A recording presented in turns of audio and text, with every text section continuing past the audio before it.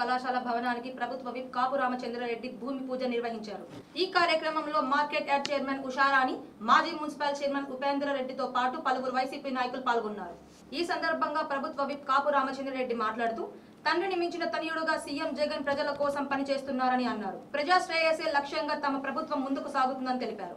ఇచ్చిన మాట ప్రకారంగా మేనిఫెస్టోలో పెట్టిన దాన్ని ఈరోజు అమలు పరుస్తూ ఎస్సీ, ఎస్టీ, బీసీ, మైనారిటీ వర్గాల్లో 45 సంవత్సరముల పైన 60 సంవత్సరాల లోపు ఉన్నటువంటి ప్రతి ఒక్క మహిళలకి 4 ఏళ్లలో 75,000 రూపాయలు సహాయం చేయడం ద్వారా వాళ్లకు వృత్తి లేదా వ్యాపారాల్లో స్థిరపడి వాళ్ళ కుటుంబాలు సంతోషంగా, సుఖంగా, ఆర్థికంగా నిలబడి ఉండాలనే ఉద్దేశంతో వైఎస్ఆర్ చేయూత లేదా జగనన్న చేయూతగా ఈరోజు ప్రారంభించడం జరిగింది.